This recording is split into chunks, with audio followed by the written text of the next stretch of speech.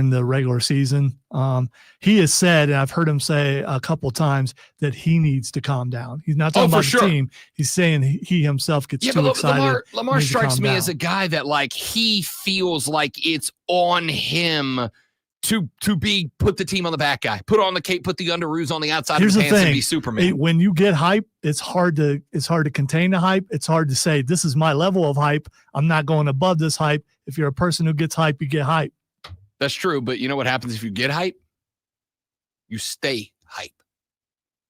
I'm hype. Rashad Beard's here. We're going to talk to him coming up in the next segment. Talk a little Carolina Panther football, because I can't help but believe that if you saw this year, you're not a little hype about next year.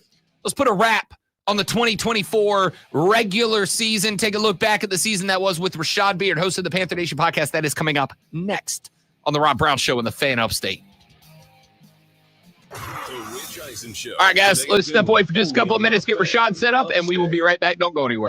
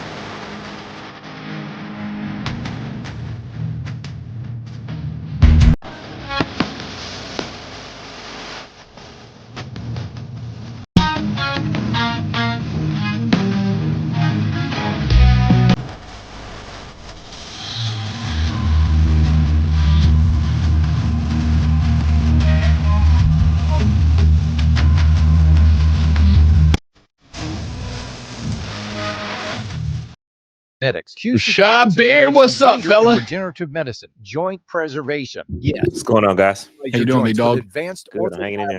treatments at QC Kinetics. Shout out to Zeke. Birthday. Happy birthday, big dog. Happy birthday, Zeke. An array of natural solutions like PRP to attack the pain from This isn't Ezekiel Elliott, is No, it? Are we sure? He's on his way out to LA. He's a Charger now. He's already there, I think, on the practice squad. Yeah. Watch Jim Harbaugh pop Zeke off in the playoffs for no reason. Why Watch not? Zeke start going for $120 and a tutty a game. I don't know if he still has that in him, but why not? Rashad, how much snow you guys supposed to get? It's Brian Balding over 1, 2, 3 presented by Hyundai. We'll see a host of great games this weekend. One of which being a red-hot Baltimore team hosting a sluggish North Carolina drivers better equipped than South Carolina drivers. Not by much. So the weekend we'll have Green Bay, Washington, Minnesota, all on the road as they look to exact revenge for regular season losses to the respective first-round opponents. Journey to the big game is presented by Hyundai. Now you can buy a new Hyundai at Amazon. Visit HyundaiUSA.com for more details. T-Mobile 5G home internet keeps getting better. Get our fastest connection loaded with benefits. Get T-Mobile's best home internet starting at $55 a month with auto pay and any voice line. Plus, Price Lock. We won't raise your rate on internet. Check availability at T-Mobile.com/home internet. Exclusions like taxes and fees apply. Guarantees regular monthly rate plan price of fixed wireless 5G internet data with qualifying service. After $15. I'm curious, does certified hater mode apply to any players that have left and went to anywhere? Yeah, I've got some, I've got a couple stipulations here and there because, you got Tampa and Washington. There's a lot of former Panthers on the Washington football team, but you got Baker. So the hate for Tampa overrides. So I'm going to go for the Commanders for this week. And then after that, hater mode is certified all the way up for the Commanders. Yeah, one oodle is not enough. Yeah, you got to have multiple oodles. Don't hit snooze. Hit play. The Rob Brown Show. Radio. Now morning 6 to 10 on The Fan. The Fan Upstate. At MGM tonight, get the latest scores, sides, totals, props, parlays, futures, and much more. Real-time, relevant sports wagertainment. Weeknights at 7 at MGM tonight, exclusively on The Fan. I don't know where that clip. I gotta find that clip. I don't know where it is. From the Ingalls Market Studio. Tigers, Gamecocks, Panthers, Paladins, and Rebels. Punch your ticket to the best local sports. 97.7 FM Greenville, 97.1 FM Spartanburg. Always streaming wherever you are on the Odyssey app. Upstate. Listen on the Odyssey app. Search The Fan Upstate. Wrapping up hour number 3 of the Rob Brown Show. It is The Fan Upstate. Rob Lonzo, and now joining us as he does every Thursday at 8:40 on the clock. The host of the Panther Nation podcast. You can find them on X at Panther Nation PC. More importantly, hit up Panther Nation podcast on the YouTube channel. Make sure you are subscribed and liked up to my guy, Rashad Beard, joining us here on the show. Football over for the Carolina Panthers. Bud, what are you doing Sunday? Man, I don't know, man. I might turn on some playoff football. Maybe not. I don't know. You know. All right. So genuine question. When it ain't the Panthers, how much NFL do you follow? Like away from Carolina, like you a Super Bowl guy, you a conference championship guy. I'm watching every game I can get my eyeballs on. Where you fall on the map? Yeah, I'm kind of midway. It depends on the game, depends on the teams. I mean, I like a good game. Sometimes I get a little upset, because that's not my team, and I want my team to be in there. So, but I do keep my ears to the streets. I'm keeping my eye on things. Lonzo asked you a question during the break. We got a clip, and I can't find it because my damn computer got reset. But a couple of years ago, I asked you if you were pulling for CMC after he became a 49er in a Super Bowl, and you said no. He didn't stay here. Certified hater mode engaged. Lonzo asked you during the break. I'm going to ask you on the air so you can talk to the people right now. You've got like a handful of Panthers that are active, former Panthers active in these playoffs. Are there any that you are pulling for, or is it just hater mode across the board? No, I'm not pulling for any of them, man. It's hater mode is activated for playoffs. If there's a former Panther on your team, I'm not cheering for him. I'm cheering against them, to be quite honest. And listen, there's a couple scenarios you got to talk through. Commanders, Bucks. You got Baker Mayfield on the Bucks, former Panther. Then you got a bunch of Panthers on the Commanders. And so you gotta pick and choose, and I just said that the hate for the Tampa Bay Bucks, the NFC South foe, is going to override the hate for the former Panthers. So this week I'm pulling for the Commanders to beat the Bucks, but after that, I've got to cheer against the Commanders. That's just Can you blame the quarterbacks though? I mean, no. I don't blame Baker. Him. Okay. No, I don't blame him one bit, but that does not change anything. That doesn't change anything. So you're not rooting for Minnesota either because Sam Darnold. Absolutely not. Absolutely not. Yeah, Minnesota's out. I'm going for the Lions. Go Lions. I think that's the only team I can really truly cheer for. Listen, the definition of a hater is being a hater. When there ain't no damn good reason to be a hater, yet you hate on anyway. My dogs, Baker and Sammy D, did nothing to you, Rashad, and you're still hating. Oh, hold on. You were a Swiftie last year. Why are you going away from that this year? Well, I'm rocking with them too. Yeah, that's okay. Give me the Lions, give me the Chiefs, and that's a game I can watch in peace.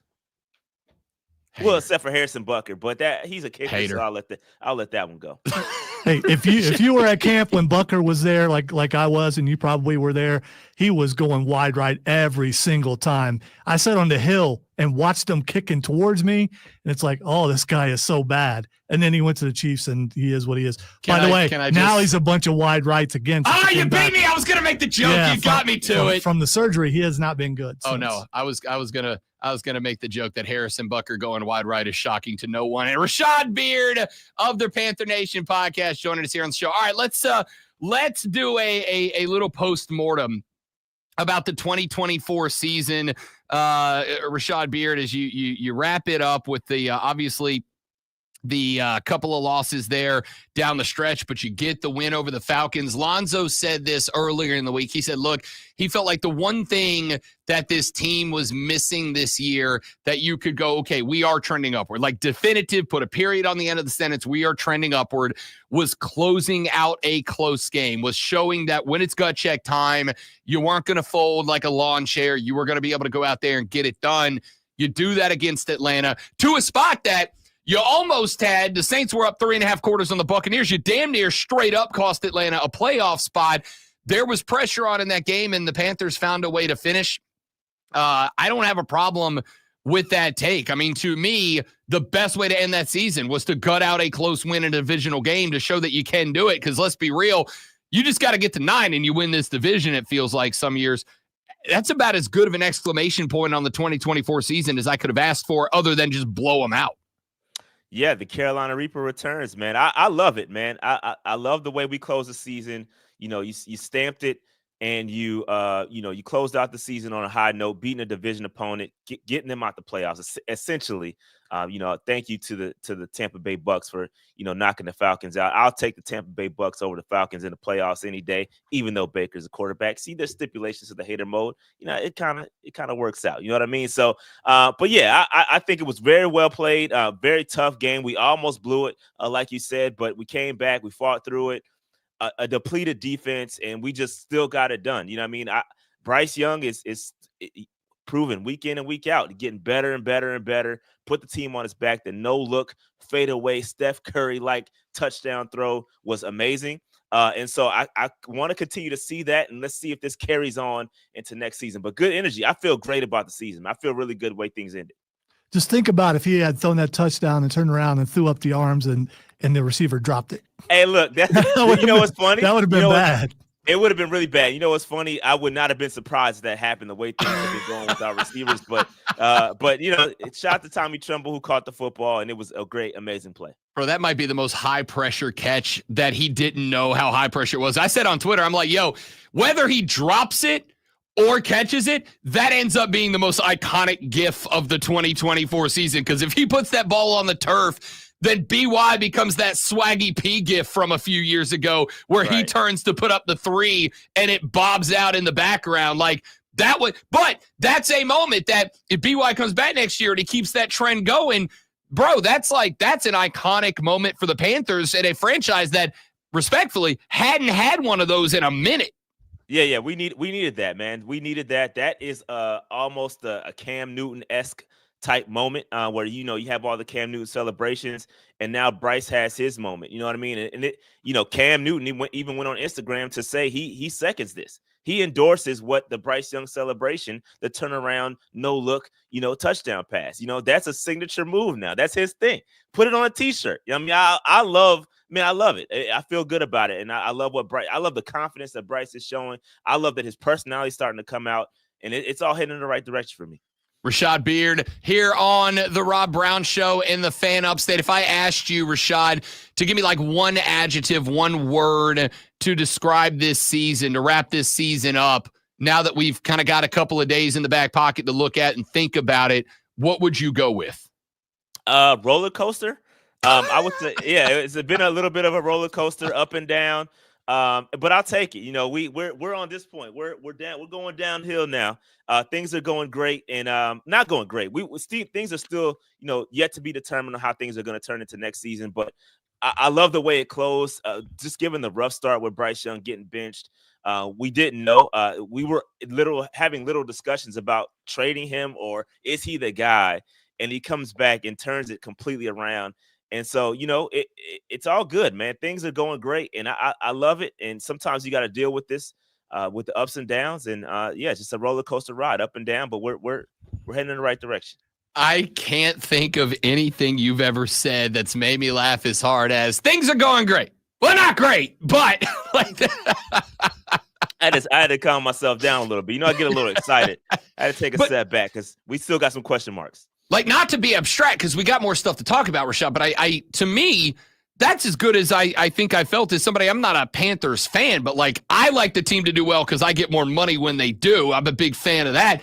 Like, as a Panthers supporter, because I get paid for it, that to me is about the most excited you've been in a while. It's like the fact that you're at a spot where you got to say, I got to stop myself from getting excited because it's been a minute since you felt that way. Yeah, I don't think you've ever really seen me excited about with this, which is really unfortunate. That's fair. That's fair. Yeah, hang on. I've only been here 5 years, Rashad. Yeah, but we haven't been, together that long. But listen, here's the thing. You know what I am most excited about, Rob? You want to know? I'm most excited about not being last and finishing last in the division. That's what I'm most excited about. There it is. There it is. Look, you're not last on a technicality, bro. Hey, all right, let's not pretend we didn't put a 47 spot on your head. Hey, it is what it is. If you ain't first, you're last. And that's you're not You're not first, Rashad. What are you talking about? That's the worst thing. I'm above you. That's all I can say. Oh, okay. All right. We got Henry that just checked in, and it's a fair question. We were going to do kind of overall postmortem, but we did have some changes yesterday. Secondary coach Burt Watts, outside linebacker coach Tom LaCaba, quality control coach Bobby Maffia all let go yesterday.